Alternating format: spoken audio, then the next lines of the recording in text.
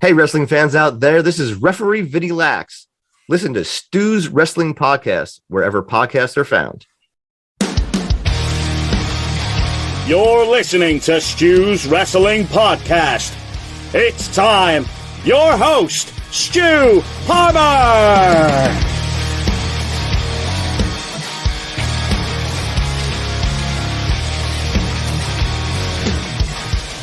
This is a huge moment for the show, the Stu's Wrestling Podcast, as I have got one half of Monte and the Pharaoh's Michael Monte on the show today.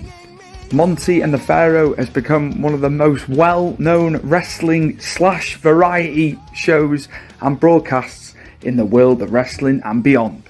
Mike and the Pharaoh have had so many fantastic guests, ex-WWF, ex-WCW, even guys from the territorial days way back when. So there's so much to ask Mike. I look up to Mike, and in terms of broadcasting and what they get to put together every week is fantastic. So are we ready? I think we are. It's time for Michael Monte, one half of the Monte and the Pharaoh, Long Island's #1 wrestling broadcast. Here we go. My guest today from Long Island in New York, who hosts with the Pharaoh, co-host of the Pharaoh, the host of Monte and the Pharaoh, one of my favorite wrestling programs, interview, shoot shows that there is. It's Mr. Michael Monte from New York in the good old US of A. Hey, we finally have made it on to Stu's Wrestling Podcast, letting us have this opportunity to work with you, Stu. I greatly appreciate it. And thank you for that wonderful intro, my friend. Thank you so much, man. I love the work you do. I love that you get the old guys from the industry on, because I'm more fond of the 80s and the early 90s as well. A lot of people say, well, do you like the Attitude Era? I love the Attitude Era, but I like to harken back to the 80s and 90s. So yeah, the platform you give the guys, because they had great stories, didn't they? It's funny you say that. We still watch today's wrestling, but as you get older, right, just in anything else in your life, it's not the same. So having the opportunity to actually interview these heroes that you grew up watching, it's kind of a humbling feeling. You know what I'm saying? It's a big deal. So yeah, we love the old school style. We love taking a deep dive into the thoughts of these tenured veterans of pro wrestling, for sure. I'm going to ask you now, obviously, you guys keep it very, very fresh. And, we hear news stories from yesteryear, especially I'll pull one up, actually, Tony Atlas. Now, we'd obviously seen on Dark Side of the Ring them talking about the murder of Bruiser Brody, horrific to this day. Nobody's been held to account for it over in Puerto Rico. We've heard the stories, haven't we? But I got more out of Tony Atlas when he was on with you guys than I did, on the, internationally known Dark Side of the Ring. So yeah, just speaking to Tony about that, and how did you and the Pharaoh feel when he was opening up about what happened that night? So that's a really great question, Stu. That's a very interesting story. So Monte the Pharaoh is not based on we don't always want to talk about the same old stuff that everybody speaks about. So we had Tony on a few times before that. I don't know how many times, maybe 2. And Pharaoh kept on saying, when are we going to go into the Brody stuff? And I'm like, dude, like, the Brody stuff has been covered a million times. How many times can we hear the same story? And, to credit of my partner, Jimmy, he always tells me, whether they tell the same story or not, when they're speaking to Monte and the Pharaoh, there always seems to be a different twist to it. Maybe it's just the way we present ourselves, and the guys get a lot really comfortable with us. So we asked the question to Tony, and to this day, it's probably one of our most watched videos. So when Tony's telling the story, I'm sitting back and I'm like, wow, this is totally different. I mean, look, the basis of the story doesn't change, but the way he presents it was amazing, and it ended up being an amazing story. And again, like you said, probably one of the more tragic stories in pro wrestling. But as we get to listen to these gentlemen and hear these stories. There's a lot of horrific stories out there. And you and I were speaking yesterday. We were doing some test runs. And the one thing I think we both have in common, we're not into the dirt. Look, if you ask a question, someone tells a story, absolutely. And, you know, the one thing that Jimmy and myself do is we allow people to speak and have their own opinion. Whether we agree with it or not really doesn't matter, right? That's not what we're here for. Do we have debates on a show? Absolutely. That's what the show is based on, right? It's kind of like you being at a pub, having a beer, talking to a wrestler, and just discussing whatever the subject is. Look, we've had guys speak about religion for an hour, politics for an hour, their children or their families for an hour. I think that's what separates ourselves from everybody else. And again, some people really love it. Some people don't love it. But yeah, back to the Tony thing. Still a very shocking story. And still to this day, I'm unsure who really had their hands in this. I have my opinions, but I really don't know. It's just the fact that his life was cut so short. You know, he was one of the top stars at that time. You know, even further back, and you know, unfortunately for me, I didn't get to see him in a live capacity. You know, he was gone like 2 years after I was born. I think because it was 88, wasn't it? When it occurred. So I was born in 86. But looking back, man, his career and what he was about in Japan. You know, he was beloved, man, but he was scary. A bit like it's the same ilk as Stan Hansen, isn't it? Yeah, absolutely. You know, we grew up in the Northeast here, so we had very limited touches on Bruiser Brody, right? When we finally got WCCW on cable, you got to see him a little bit, right? But overall, yeah, we also, you know, we're older than you, but we also had our limited views of Bruiser Brody. We always wonder to this day is during the Hulk Hogan era, which is, I think, Pharaoh and myself's favorite. What is it? The golden era, they call it, I guess. If Brody would have come up here, God knows what kind of WrestleMania could have been made out of that situation. So, yeah, that whole event was a shame for all of us, especially as wrestling fans, that we didn't get the opportunity to see Brody in that position. I've got two gentlemen to ask you about. Now, we've spoken off camera about this. Now, I didn't find out about JJ Maguire's passing. It was a month later, and I messaged you. I couldn't believe it. And I had him on in last year, man. And it caught me off guard. It was late here, and I just couldn't believe he was gone, man. But I know you've had JJ on. He created so much great music with Jimmy Hart. And you know what? Such a lovely, lovely gentleman. We stayed in contact after. He messaged me. What a great guy. And then off the back of him as well, Del Wilkes as well, another man, you know, tragically gone at 59 years of age. I had Del on, another guy who kept in touch, man. Just great guys that you've had in studio with you. So JJ ended up being a very close personal friend.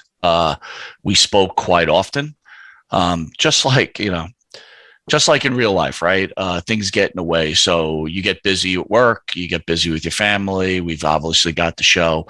So right before JJ's passing, unfortunately, he was reaching out to me quite often because we were planning on bringing him back to New York. And, you know, I just couldn't take his call. But I did speak to him about, I guess, right when Cody Rhodes was being rumored to coming back to the WWE, and he had spoken to me, and we had discussed him coming back up. The one thing I'll say about JJ Maguire is the guy had a heart of gold. It's look, the guy had a great career. He, like you said, he made great music. He was a huge influence in the sport of wrestling, also in the world of rock and roll. Right, we can't forget that either. And it's unfortunate that enough people don't know about JJ Maguire. Hopefully people do their homework in the future. But his passing was a shock to me. And when you wrote me, it was just very shocking. But still, on a positive note, the one thing I think I could speak for the Pharaoh on this too, the one advantage that we've gotten from having the show is getting the opportunity to make and build relationships with people like JJ McGuire and yourself. I mean, the list is long, and you make these friends, and you're better for it as a human being, and you're better for it. It's just something special for your life, Stu. So, it was sad, but JJ left his mark, and what a wonderful human being. Unreal. What was your favorite song penned by him and Jimmy? If you can look back in the annals of time, obviously the WWF theme songs. I mean, there's over 100 songs, and the WCW ones when they went over. But yeah, which song sticks out for you that they produced together? I would think "Sexy Boy" would probably be the best song, right? I mean, who doesn't know that song? I mean, think about that. You made a song that every wrestling fan loved, and obviously Demolition too. But I would go with "Sexy Boy." In fact, one of my favorite moments is when Wisteria Hall, Jimmy's band, played with JJ in studio, and it was again, it's. Look, think about what you're doing right now, Stu. You're recording history, right? When you're gone and I'm gone, you're forever going to be seen in some sort of fashion. And maybe, you talked about you were born and Bruiser Brody was gone fairly quickly, but you still get to respect and love the man by watching videos, right? You're creating that right there. So again, JJ may be gone physically, but in people's souls, he's still with us. Demolition's my favorite. I told him that when we did the interview. It's just amazing. I just can't get over the fact just how many songs they penned, and just incredible. And also, just to go off that a little bit, his book, My Life in Heaventown. I'm going to purchase it when I get a second to sit down. I'm going to purchase the book. I did promise him that when we were on camera. So yeah, just to get some more information on him and his wonderful life and career. Well, you won't be disappointed. It's a very good read. I read it when I first had met him. We had sent it, get it ready for the show. But yeah, it's a really, really good read. I got to tell you, there's a lot of real wonderful wrestling books out there that even if you're not a wrestling fan, they're very intriguing, and the stories that they tell are pretty wonderful. So yeah, I would recommend it. Absolutely. Now on to Del Wilkes, another guest I had on in 2020. Another guy kept in contact after, and again, terrible news that was when we had that last year as well. But another man, heart on his sleeve. And I think again, he had a wonderful career as well within wrestling, and you had him in studio as well. Del, so when Del was in, he was in with Buff Bagwell, and we pretty much spoke about politics and the state of the country. I think that's where Del that's where his heart was at least at this time of his life.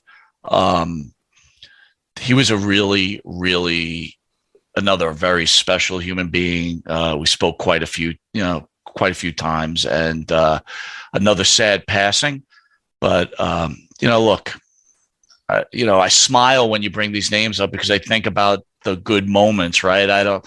Of course I was sad, but, in the end, Del left his mark. And look, it's also, Del said it, right? He had a lot of substance abuse problems, and, between, the usage of steroids and what other kind of pills he was taking and whatever else, and maybe the addiction to alcohol, what it turns out to be, eventually it affects the body. And unfortunately, for a lot of us, it ends up being a very short time on this planet. Just so sad, man. I tell you, I spoke to him about it. I said his time in WWF is relatively short. He was going when he was with Brett, and they were doing that program. Like I said, there was still more legs in that because Brett was my favorite, but I was I was conflicted because I like the Patriot, obviously Stars and Stripes in WCW. So I told him, I said, as much as Brett was my favorite, still my favorite of all time. I said, you had me conflicted because I loved him, coming out in his mask and his American regalia, obviously. Just that feud could have gone longer, had issues not have come into play. It's funny you bring that up because I always think about Bret Hart, the whole Canada gimmick.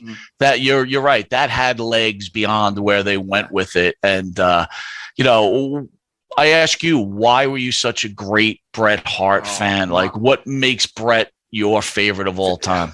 Technically, what he could do in there. I think it even went down to what he was wearing as a kid. Your subconscious isn't really there, is it? I think it was the pink and black when I was a lot younger.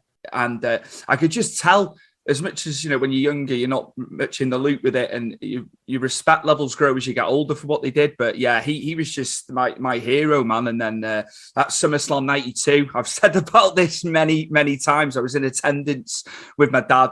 And, I wish I'd been a little bit older, Mike, being at that show, because I was only 6 years old. But bulldogging him, Lennox Lewis coming out with the Union Jack.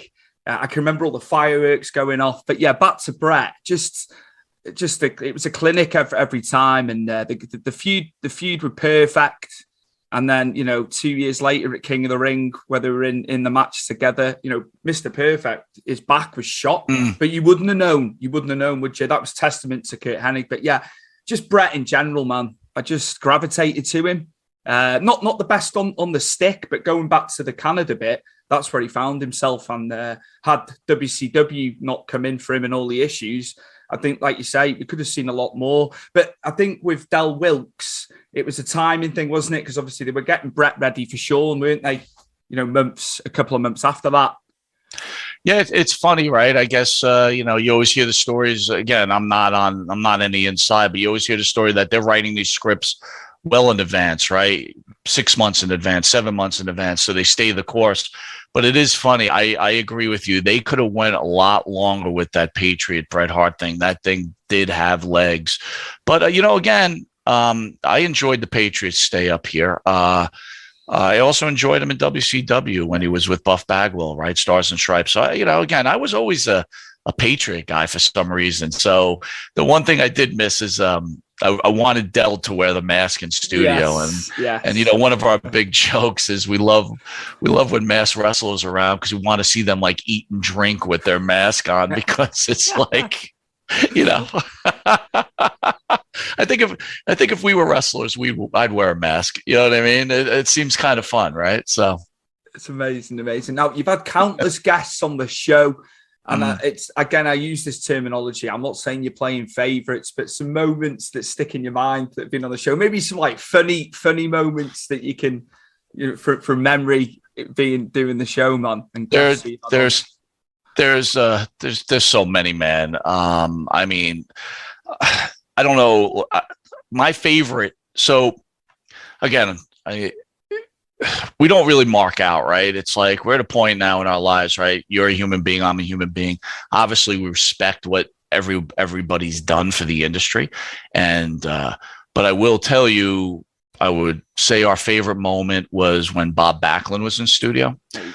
We grew up on Backlund, right? Hating Backlund, hating every second that he was champion, and then as you get older, you realize what this guy meant to you growing. I mean, we had 4 years as him as champion, watching him knock off the best of the best. And, you're rooting for every bad guy around. And here he is in studio. And just the respect that you have for him, I would say that was probably our favorite moment. And we had, look, we have a lot of laughs with all our guests, right? We just, we have a good time. So I would say I like the emotional side of when the guests are in there, where they get emotional, speaking about either their fallen brothers or their families.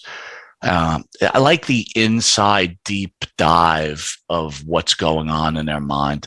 It's funny.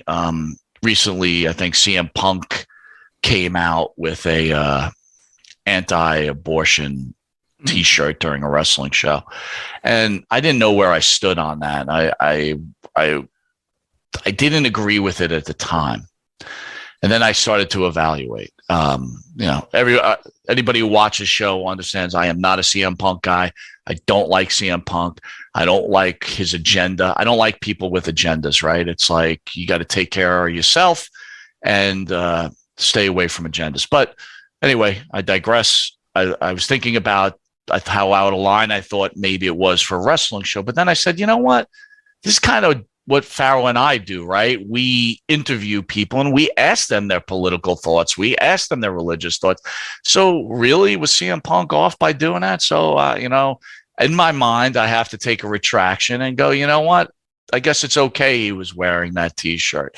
But as far as the show goes, I enjoy hearing what the wrestlers think, what their thought process are. Anti-Trump, pro-Trump, pro-Biden, anti-Biden, anything they speak about. One of the funniest moments, though, I would say, is Missy Hyatt. I never thought I would meet someone that was such an open book. She, again, you don't know if you're being gimmicked here, Stu, right? So when you're having this conversation, you're like, all right, are they, they could be working. You have no clue. But this lady she had no filter, man. It was just all out saying how she felt. She actually got us suspended for 2 weeks with her comments. So there you go. Oh, no. Again, I think the amount of things you see and read about her, and there's stuff that's been traipsed up about her, but for her to be an open book, man, it's incredible. It's incredible. And I like the fact that people aren't ashamed who they are, right? Yeah. We all make mistakes. We're all human beings, and they're not ashamed on with anything that happened. And I like that. I don't like when people are so guarded, right? It's like, if you're going to do an interview, let's not be so guarded. Speak your thoughts and let the people hear what you have to say, no matter what the repercussions are, right? And really, what kind of repercussions are there, right? So, you live within the New York State area. I've got to ask you now. When you were watching it many years ago, some matches. I'm assuming you went to MSG a lot. So yeah, just matches, man, that you've got to see over the years that stand out. So I was a frequent visitor to MSG. So my favorite match of all time, was the war to settle the score. Hulk Hogan against Roddy Piper. That's the start of rock and wrestling. We took the train. We were at the top of the Garden, like the last seat. There's no seats to be held. I think we bought it from a scalper. Me and my friends, and Stu, when I think about that match to this day, I still get chills. That place was unglued for 30 minutes. And, it's funny. Hulk Hogan, for, again, today's wrestling fan, they're always looking for the great wrestling match. To me, wrestling's not about that. Wrestling is about how they can drag you in, make you invested. If you're not invested, look, dude, we're older, right? So when we're kids, it's much easier to get invested. These are your superheroes. Of course, you're going to care. That's almost nature. But as you get older, things change, right? God, if we were interviewing someone at 10 years old and you were interviewing Del Wilkes at 10 years old, I bet you the interview that Stu did at 10 would be completely different than the interview you're doing now, right? So my point is to me, Hulk Hogan is the GOAT, right? That guy changed wrestling forever. Some of the greatest, in my opinion, wrestling matches. And when I say wrestling matches, I mean what they meant to the people and the industry. I hear a lot of, I make fun of a lot of people. I'm going to use the quotes here, the pro wrestling experts, right? That always want to talk about these high level matches, or like the Ricky Steamboat's Ric Flair match, for example. To me, it was a good match. I watched it. Okay. I watched it live numerous times. It was a great match, but it was nowhere in comparison to the stuff that we saw in the 80s with Hulk Hogan, from Hogan Andre, which I still consider the greatest match of all time. Those guys didn't have to do a single thing, and 90,000, a billion people were crazy over it. Let's not forget about the main event on Friday with Hogan, on a Friday night with Hogan and Andre, when Andre wins the belt. Macho Man Savage, WrestleMania 5 against Hogan. Ultimate Warrior against Hogan. And then even in later years, The Rock against Hogan. But going back, to me personally, the war to settle the score, the buildup between Piper and Hogan, where you got to think about this still. Piper probably was 6 foot at best. He probably was taking some of the gas at the point. So let's just put him at 220, all right, at best.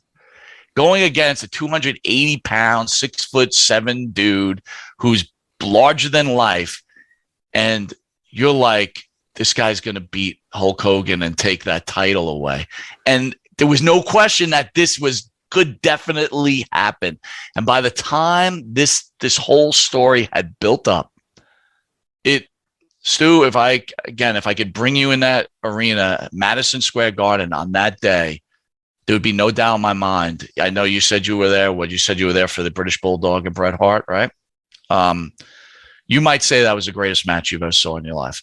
And the way they go at it, punching it, anyway, I don't have to. If you want to watch it, just go watch it on YouTube or go watch the War to Settle the Score, the whole MTV thing. But to me, that probably was the greatest. And I've seen them all, man. I was there for snooker. Oh my days! And Morocco, I was there. Unbelievable. Unbelievable. Yeah. Mick Foley, when he said over the years on documentaries, he was there. Just, man, incredible. I got to MSG in 2013 for the Hall of Fame. But we were staying in New Jersey because obviously the big show was at MetLife. So we were in and out of New York for the week. So I got to see Bruno, go in, which is incredible. But yeah, man, I've got to get to Madison Square Garden. So just, the Mecca. It is the Mecca. Well, you mentioned Bruno. So when I first started watching wrestling, again, I credit Pharaoh for that, right? Because, when we met each other in junior high, it's funny, we met each other in junior high, and he was a wrestling fan, and I kind of scoffed at it, right? I was like, I don't watch that stuff, right? Whatever. And then I kind of got into it. So I caught Bruno at the further part of his career, but I also caught him at a younger age because we had something called the Comac Arena. And the Comac Arena was like a side arena. I think it might have held like 5,000 people, if that, right? Don't hold me to that number. All the wrestling pro experts out there, you got the number wrong, Monte. I get my numbers wrong all the time, so don't hold me to it. But anyway, I saw San Martino there, and let's not forget what the guys before Hogan did that led to that, or the guys that led to what wrestling is today. So absolutely, again, people, I guess, whoever watched San Martino back in the heyday at the Garden would probably disagree with my Hogan statements, right? They probably were like, I was there for Bruno and it was different. We always got to remember something, though, that, look, we all understand that cable television changed the game. But, as great as Bruno was, Bruno would never have been the guy to bring an organization like the WWE to the heights that they rose to. You needed a larger than life character. And Bruno was a larger than life character to the Italians in New York, which I am, right? As Morales was to the Spanish, and, yada, yada, yada. So Bruno would not have been the guy. And I will argue that to the cows go home. Hogan was the right guy at the right moment. So just amazing. Do you know what? I was gutted he wasn't at SummerSlam 92, looking back. But obviously they put Flair involved with Warrior and Savage that night, didn't they? It still drew off the basis that we had Bulldog there, but yeah, man, Hogan just. And then more latterly, even at WrestleMania 30, when they had the three of them come out at the start, I was in attendance at the Superdome, and Austin coming out, The Rock. They weren't even wrestling; they were just talking. The place just came unglued, man. You can't. It's hard to explain to people who've watched it on telly, and then people that have been in attendance, like you have for so many great matches over the years. Do you still go to live matches? I haven't been to. I went to Dallas in 2016. That was the last WrestleMania I did. But People are asking why you're not going to Cardiff for Clash at the Castle, because it's in South Wales. I'm in North Wales. Mike, I'm not being, what's the word? I'm not being boastful, but I've seen some huge moments in the States at WrestleMania. I've told people this because they were adamant. They were like, "You're going to go to that show," but the prices are inflated, Mike. The ticket prices are ridiculous, but people will pay it because it's the first stadium show we've had in 30 years. Right. It's inflated. It's ridiculous, but that's the state of play with WWE now, isn't it? Well, I'm speaking like an old man now. So I went, what was it? Evolution, right? The first women's pay-per-view. I think that might've been the last live, right? I wanted to be part of that. So I was sitting on the floor, and I got to tell you, it was maybe the worst experience of my life at any sporting event I went to. So it's funny, like I told you about War to Settle the Score being this great event. And I'm a baseball fan, football fan, right? But I got to tell you, it was just a really bad time because it's just a different audience now. You just the whole interaction, and again, maybe it's my age or whatever else, but I'm kind of with you. I told Pharaoh, I don't think I will ever, unless I go as press, will never go to another live wrestling match again. It just, to me, it wasn't enjoyable. It just didn't have the same feel. And again, it just, again, it could be my age. Who knows? You know what I mean? But, again, that's the problem that's happening right now with the whole AEW, WWE thing, right? People don't get the WWE is not catering to Mike Monte or Stu, right? We're not in their core audience anymore. It's moved on. And back in the 80s, they were playing to us because we were the future wrestling fans. We are no longer the future wrestling fans. People have to understand that. So when people are like, I want this hardcore real wrestling, I don't want this child thing and everything else. Bret Hart, you mentioned it before, growing up, the colors, just Bret Hart, the Ultimate Warrior, right? There's this guy, long hair, speaks like a crazy man. Kids love this guy, right? This is what it's about. It's not for us anymore. So, and I'm kind of okay with that, right? Because again, look, I have no problem interviewing guys that are wrestling now. I get offers all the time to bring them in. But it's probably not the core value of the Monte and the Pharaoh show. We're kind of into let's talk to the older guys and give them their time, right? So I do watch AEW just to scoot over to AEW. I do enjoy it. I've got to be honest. I really, really, really enjoy it. What are your thoughts with how they've gone about it? Obviously, we know Tony Khan's dad is worth 4 times as much personal wealth as Vince. I know it's about sponsorship TV. I know they won't want to use their personal wealth, but at the end of the day, how do you feel that they've got on? We've reached 3 years. What are your thoughts with how that's been going? The alternative for the other side of wrestling, it's a good idea, but it will never reach. Look, wrestling isn't the same anymore, and it kind of works in trends anyway. You were part of the early 90s, right? Wrestling was not strong back there. I remember going to the Garden where I think I could count the amount of people that were there. Like, you look around, it wasn't the same. So I think a lot of people will say wrestling's never been better. I will disagree. I think wrestling's got its core audience. And what's happening now is that there's the wrestling fan that really doesn't want to enjoy both products, right? They want to pick sides. But again, that's how we've been built, right? We've been built to choose. Look, you're wearing a soccer jersey, right? So you're picking your team. Everybody picks their team now. This is what we do. So it's Team WWE, Team AEW. So are they doing a good job? I guess they're doing a good job. Am I a fan of the product?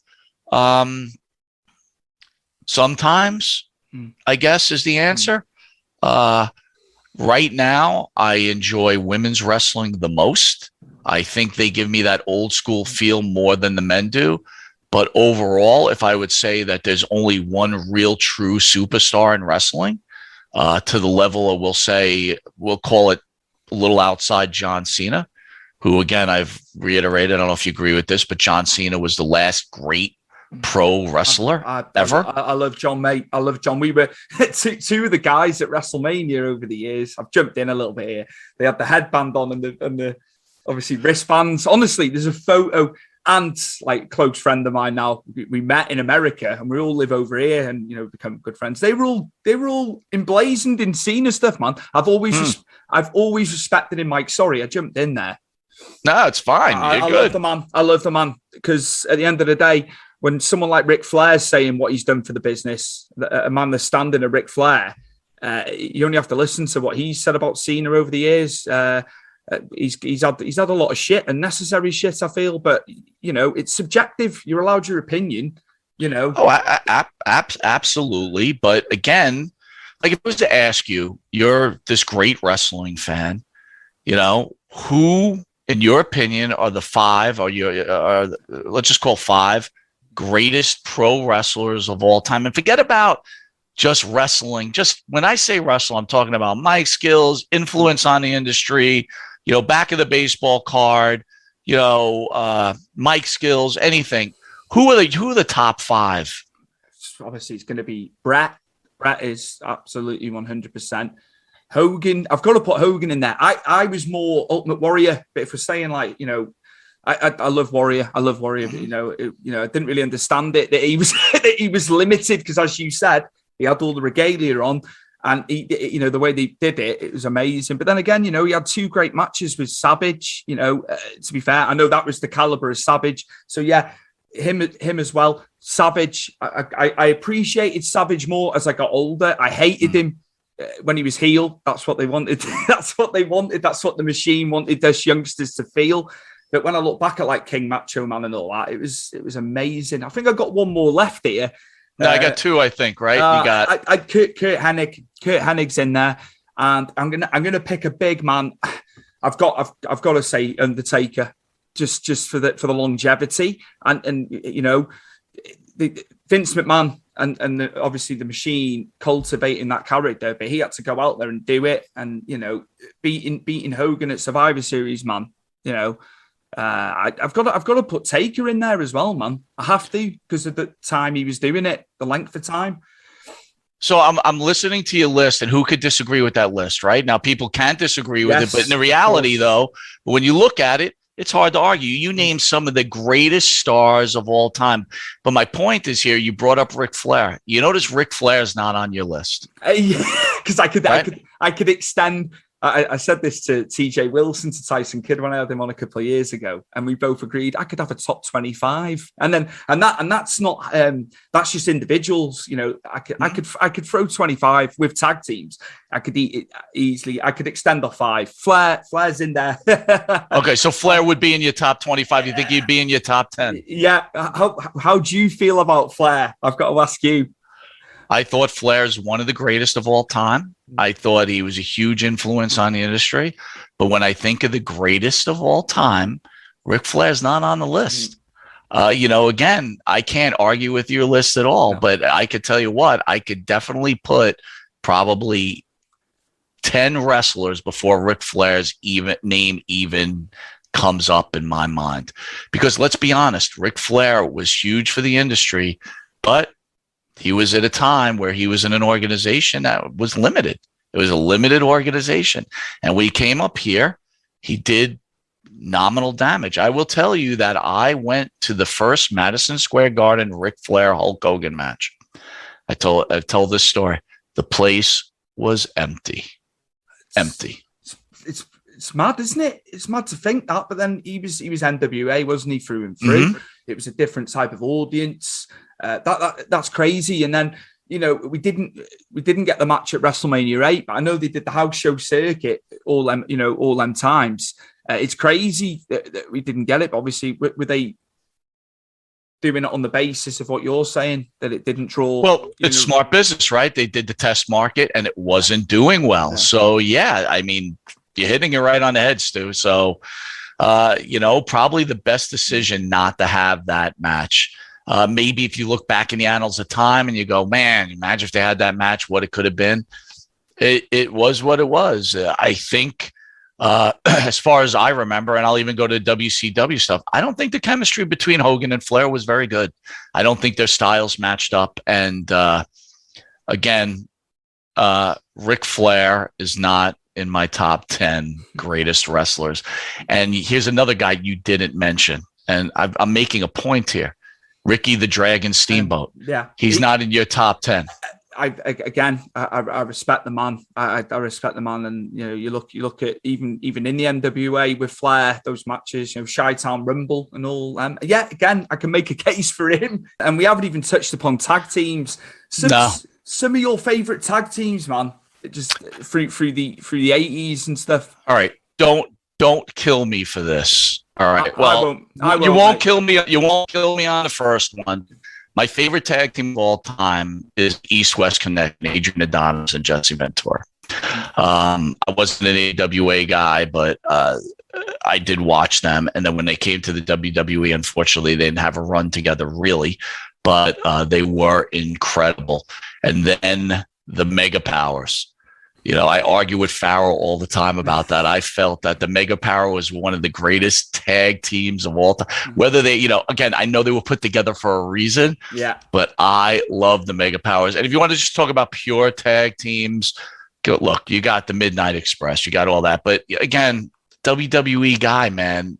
When the Road Warriors and Demolition, I was a Demolition guy, man. It was picking sides. Demolition. I hated the Road Warriors, right? Demolition again. It's all the parallels, isn't it? And then they say, it was just like a knockoff, bullshit to me, man. Because I loved, and I got to meet him as well at WrestleCon years later. Billy Eady, man, unbelievable, such a gentleman, such an absolute gentleman. Barry was relatively quiet. I don't know whether it was because I was excitable, but Bill, I spoke to Bill. After we'd had the photo and stuff, and mad respect for him, and him as a singles guy as well. But man. I'm glad you brought that up. The Mass Superstar does not get enough credit. Loved him in Georgia Championship Wrestling, and when he came up here, I was totally marking out. Boy, did I want him to beat Backlund, man. Boy, did I want him to beat Backlund. But, we had them in studio, another pair of really good guys, great conversationalists. Again, here is Demolition, one of your favorite tag teams of all time, and they're sitting across the couch, and you're just having a casual conversation. You're like, you know what? Life isn't so bad, right? And so it kind of like ties that childhood dream, and and just ties it all together a nice little bow, and you tie it up. But again, there might be people on here watching. Oh man, look at these guys, they're marks. You know what I mean? And it's like, I don't even get that term. Like, what is a mark? Why? Because you enjoy something, because you respect someone for what they do, and you want to give them their flowers while they're alive and say, hey, thank you for making a difference in my life. I mean, look, man, wrestling, I sold the story first when I met Pharaoh, and he was a wrestling fan, and he kind of turned me on to it.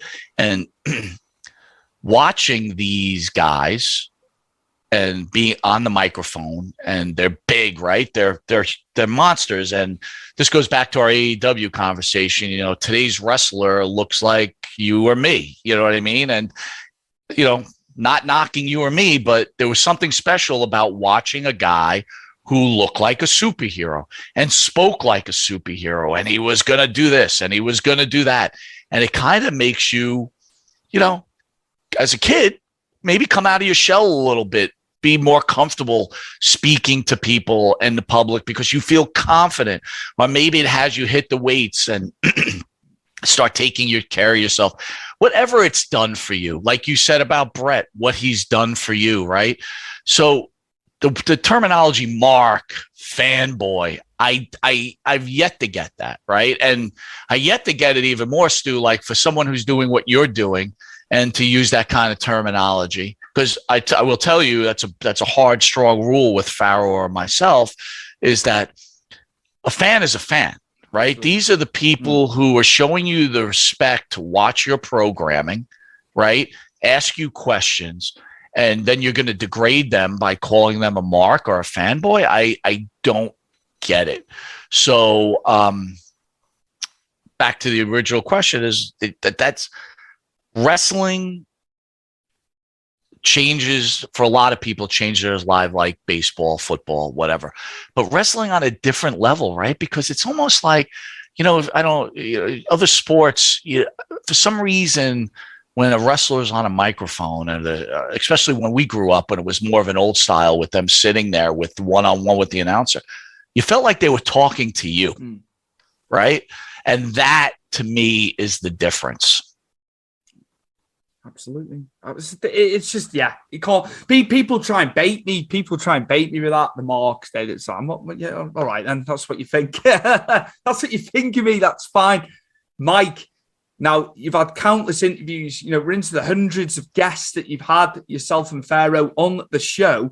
But who would you like to interview that you haven't had on? Who would you like to come into studio? I'd love to ask you that. I'm sure there's many. I know you've had a plethora of people. It's amazing. But yeah, who's on there that you haven't had? So we were going to have Jesse Ventura on. We had some logistical problems at the last minute. That was a killer. That, to me, was going to be the ultimate interview for me, because Jesse was, when you talk about Jesse Ventura, forget about just the wrestling aspects of it. This guy was a Navy SEAL, right? Yeah, he defended this country. He was the governor of Minnesota. He was an actor in movies that we loved, right? And then just add the wrestling onto it. That was going to be maybe one of the hugest moments. I got to tell you, Stu, with the exception of Stone Cold Steve Austin, The Rock, and Hulk Hogan, we've pretty much run the gamut here. I said to Pharaoh, yeah. I'm like, there's not, again, and we love having return guests too, because we've become friends with these guys, right? Absolutely. We sit there, we bullshit with them, but yeah, Jesse Ventura would have been the ultimate interview. I was very, very excited for that. So that was a major disappointment.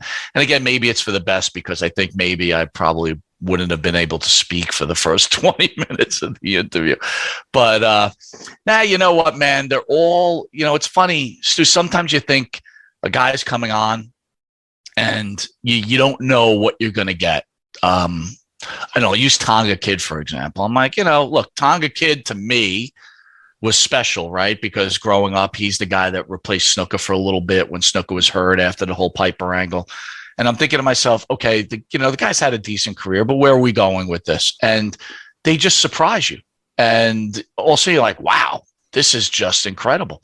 I mean, we don't really do a lot of independent wrestlers, right? We just had a independent wrestler on recently. This guy killed it, man. I mean, holy cow. I'm thinking to myself, like, if this guy does an interview like this, who knows what he could have done, and if he had the opportunity to actually, work for an AEW or a WWE. So there's definitely talent out there. I mean, Stu, I guess if I had to answer the question, would be Hulk Hogan. If we had Hulk Hogan on, then we probably have reached the pinnacle, and we could probably just call it a day. It's amazing. I know you've had countless people, high-standing people who are, so prevalent, man. So yeah, just to see, that there is a couple still on the bucket list, man. Absolutely. Right, I'm going to get on to Pharaoh now, right? Because a lot of the time he wears a Manchester United top. I'm an Everton fan. We've just stayed up. We nearly got relegated to the league below. Yourself, are you into soccer? Or I know you've spoke about baseball and football.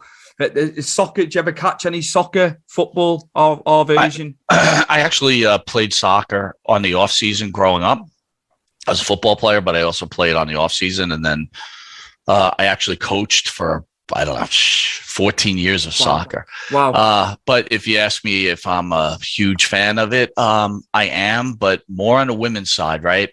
I don't know what it is. I really enjoy women's sporting events. I don't know what it is. I just enjoy it more than men's in a lot of cases. Now, again, baseball, like I veer towards men, but on the soccer end and on the wrestling end, it's more towards women. But yeah, Do I watch European soccer? No. I know Pharaoh's a big European soccer guy, but Pharaoh is Jimmy. If I could share some points, Jimmy and I were friends very young in age, and then we kind of separated for a very long time, and then we connected, and hence the show started.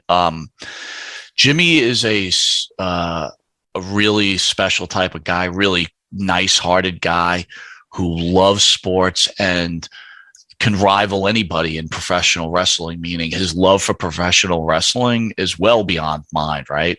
He loves everything about the sport, the ins, the outs. He respects what they have done for him. Because again, we talk about our childhood, what these, if you're spending, you don't have a lot of friends or something like that, but you had Channel 9 here in New York, that's where they showed the old school WWF stuff. And that's what you had at midnight. I mean, I think that means a lot to your life. So yeah, Jimmy's a special type of guy. I will tell you that this whole thing has changed our outlook on how things are. Because Stu, I don't know who you run into often, but there's one thing about pro wrestling is I've never met, and I'm going to say this kindly, so many fake people in my life. And I'm not talking about the wrestlers either. The wrestlers are probably the most genuine of them all. It's these guys that call themselves promoters. It's these guys that call themselves book writers, these guys that call themselves producers, they promoters promoting. Stu, I got to tell you, these guys would sell their mother for a penny. And I deal with them all the time, man. And I see them all the time. And when we first got into this, we were bamboozled by them, right? Because, again, you just think what you see is real when you first get into it. And then as you get to know these people, you go, oh my God, these guys, like I wouldn't talk to them if I ever, whatever. And, but I will tell you, this wrestling thing is really, really scary. It's like, and warning to all new podcasters or broadcasters, be very careful out there who you deal with and the stories they tell you, because I will tell you from personal experience, and you heard it from Mike Monte, these guys are frauds, all of them. They're all full of crap. And I guarantee it, 99% of the people you're going to run into are just liars. And not to keep going on this, Stu, but the reason is, right, we're all in this together and we're all doing our thing. But, look, you're doing this for the love of it, right? But I'm sure at some point, and correct me if I'm wrong, you want to be successful, right? Absolutely. You want to be seen. Absolutely. And maybe, God willing, you could do this as a living, right? And, and so let's not fool ourselves here. Everybody wants their piece of the pie. Mm-hmm. And everybody's going to fight for that piece of the pie. So when you see Monte on Stu's podcast, this doesn't happen often, right? This is respect I have for this man because I see the way he conducts himself. I see the way he speaks to people, and he's a genuinely nice guy. And how do I know that? We've met just traveling, doing this thing together, and we've text back and forth, and we've hit each other on Facebook, and you can tell genuine people. But you won't see me on a lot of other things because you know what? I don't trust. Absolutely. And I'll be honest with you, we don't give a lot of rubs of the year. We get asked for a lot of rubs. We don't do it, right? We're in this to win it, right? We're in it to win. We're doing this. We're just not what we did for fun has turned into a business. So we are in this to win it. But again, if you're an aspiring podcaster or broadcaster, because we don't consider ourselves a podcast, don't trust everybody because they will trick you and fool you and drive you to the bottom. So I'm off my soapbox, but I had to just say that. Life lessons, Mike. Life lessons, isn't it? Yeah. I can tell, some things you can take with a pinch of salt, and it comes across. I love doing this just to me for a second, but I know if I was to quit doing it tomorrow, somebody else will come in. I'm under no illusions, and it's great. It's great charting all over the world and stuff like that. It's been amazing. But I know if I was to finish tomorrow, somebody else is going to come in. I know you can attribute that to other stuff. It's just the nature of it, isn't it, Mike? Yeah, well, but you know what? But just like you just said, you contribute to other stuff. But guess what? You fight in your real life, right? You fight, and you fight here. You're going to fight for your piece of pie. So again, when you see your podcast charting, right? So listen, Pharaoh will attest to this. I've got analytics and charts all over our office, right? That shows all our sponsors what we're doing. And you can look, and guess what? Your podcast is noted there. I graph you every day along with like 8 or 10 other guys. And you know what? That's what we're doing here, right? And so again, you love it. There's nothing wrong with loving what you do, right? Yeah. But let's not be delusional. We're in this to win it, right? So again, just I guess, again, it's a sore subject with me because in the beginning we met some people that really fooled us and we took a little bit of a beating. And then when you realize all these people are just nothing but frauds, you know what I mean? Then, and they know who I'm talking about, by the way. I'm looking directly at them because they know. And usually I would just say their names, but I'm not going to do this on your podcast. But it's fine. They know who I'm talking about. So, and you know what? I call them out. I would call them out every day because you know what?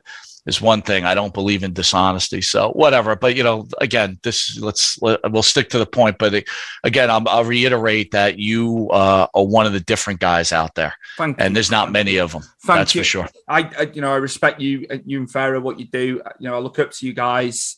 I do. That's how it is. But no, thank you for the kind words, man.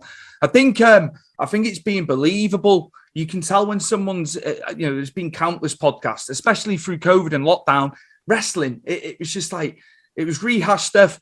Who am I to say that somebody can't do a podcast? But I was watching some of it, Mike, and I'm just like, it's not engaging, man. There'll be some people that don't like the way I do it. And that's fine. That's fine. But it was just rehashed stuff, people reviewing stuff that it's been done time and time again, Mike. Well, remember what you're doing is different than what other people are doing, right? So, you might have a lot of real popular podcasts out there that get thousands and thousands, maybe hundreds of thousands of views, right? And they're doing weekly recaps.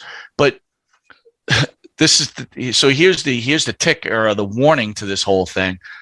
When you're doing that, no one's going to go back to find out what happened on Monday Night Raw on March 5th of 2022. At the time, maybe people wanted to know, and you got your quick hit, okay? But the stuff you're doing is stuff that people are going to look back well after you're gone, okay? And it will last the test of time. So your approach is the right approach. And again, to sit there and, again, a lot of stuff isn't engaging. I listen to these guys who claim to be these experts that have been traveling around the world and they've been in the wrestling world for 30-something years. And these guys have the same line every show. It's like, write yourself some new material, please. I mean, look, talking about our show, I think that's what makes our show different. Yeah. Jimmy and I have been friends for a long time.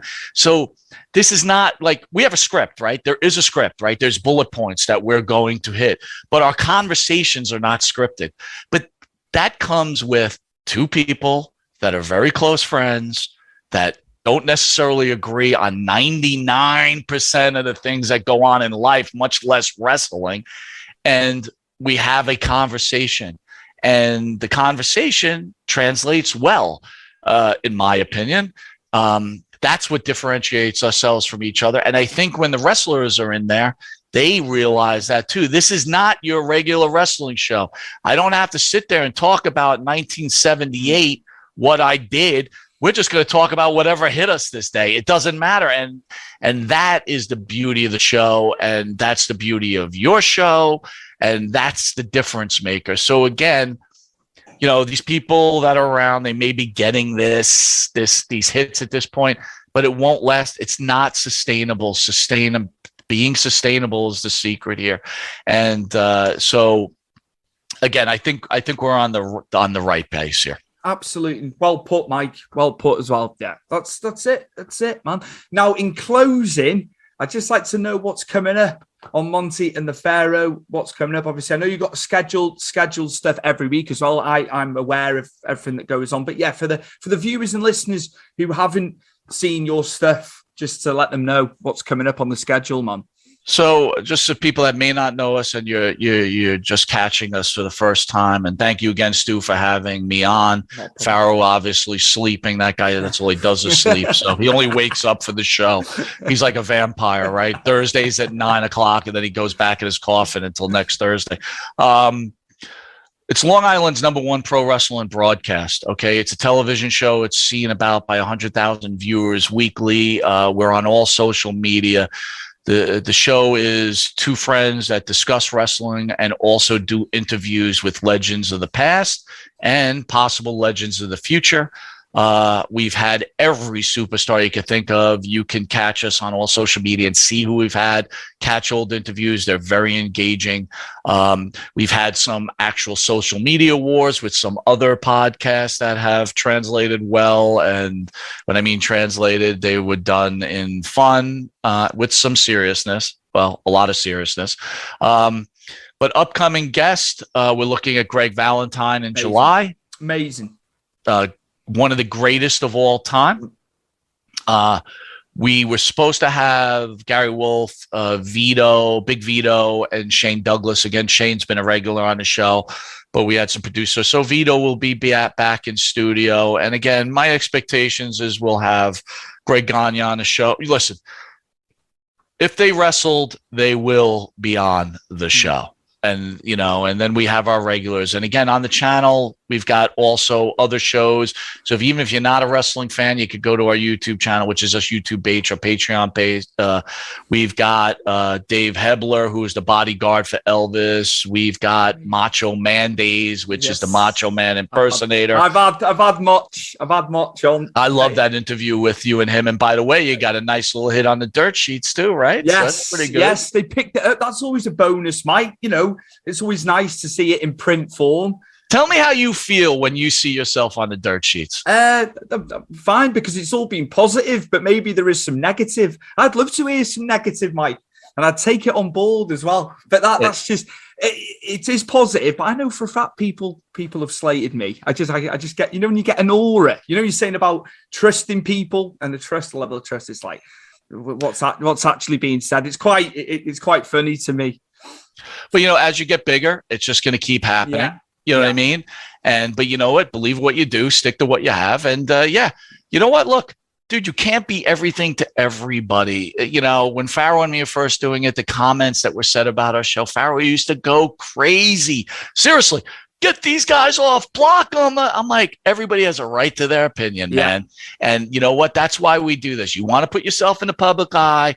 You're going to have to take some feedback. So you can't be everything to everybody. Be true to yourself and be honest. And don't be a pro wrestling expert who lies all the time and just talks a lot of bull crap, right? I think the fact Bill ran it, Bill's the ultimate for me. Bill Apter, amazing. The fact he ran it and he paraphrased the show, man.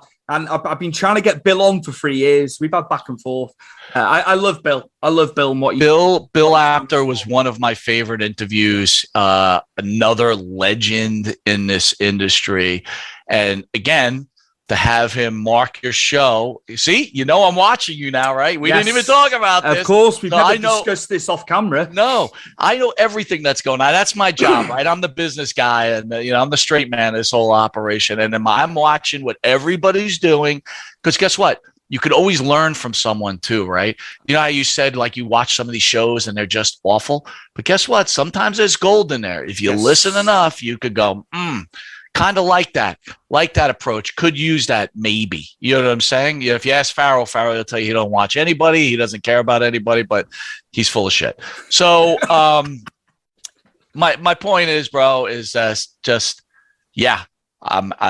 keep plugging along. Again, people got to realize, right? There's charts out there. There's true analytics out there. And Stu, you're a charter.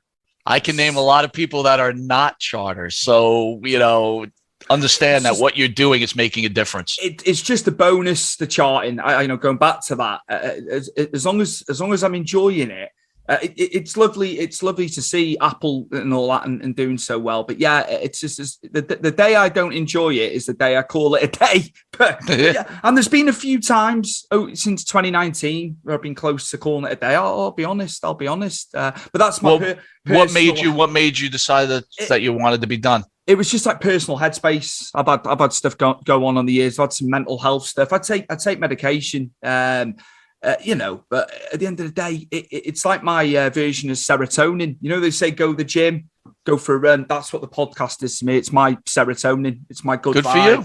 So that, it's just been amazing, the people we've had on, Mike. Yourself, just the stories, man. I've always been inquisitive. I've always asked questions in life. So that's why, man.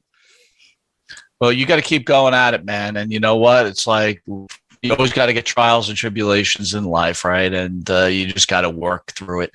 And, again, we've almost called it quits. I mean, me and Pharaoh, we broke up a year in, right? We had a few arguments and then we got past it. And, it's a tough go.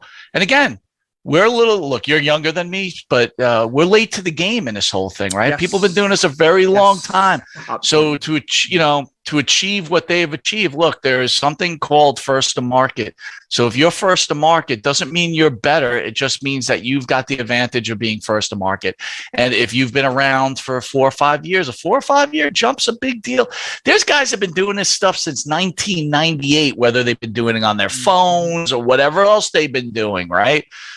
That's a head start. So they've already built their fan base. So when they're venturing into YouTube and all this other stuff, it's only natural their fans are going to follow them, right? It takes a while to get a following, but the cream will always, like your man Macho Man said, will always rise to the top. And you know what? You're talking to two people, you, Monte and Pharaoh, we're the cream of the crop, and we will take down everybody else in the future. Just a matter of time. They could smell us coming, dude. They could smell us coming. So watch out. Thank you, man. Thank you. My guest, it is nearly 6:10 on the East Coast America in Long Island. He's an early riser. It is co-host of the fantastic Monte and the Pharaoh. They've got so much great content. You can get him on television in your area. You're across everything, man. All the podcast apps, YouTube. There's clips as well, Mike. Yeah, just thank you so much for the content. And the guys in wrestling, man, that, we're working over 300 days a year to provide, ultimately for the families and their stories. So yeah, just thank you. And I love Monte and the Pharaoh. I'm not just saying that because we're on camera either, how much I respect. Well, it's okay. You, so. It's okay if you did anyway, but I got to say thank you for having an opportunity to spend this hour with you. Thank you for allowing me on Stu's Pro Wrestling Podcast. And, again, much respect, sir. And we will see each other in the future. And God bless. Thank you. Great insight there from Mike. A huge wrestling fan, and so many matches that he got to see. Iconic matches from Madison Square Garden, as you got to hear. And I look forward to see what is coming in the future with Monte and the Pharaoh. They've got much cast. They've got so many extra shows that they broadcast weekly. It's amazing, to be able to put together all those shows and put them out at a high level, at such a high level, is inspiring to me. A big thank you to Evade Escape. As you've heard in the intro and outro, it is Charade, available on all platforms, music platforms, YouTube, you name it. Please give Evade Escape a follow. As always, a big thank you to Chris Dutton for editing and making us look so slick. A big thank you to the Mad Dog Mike Angus for the show intro there. And we will see you very soon for episode 120.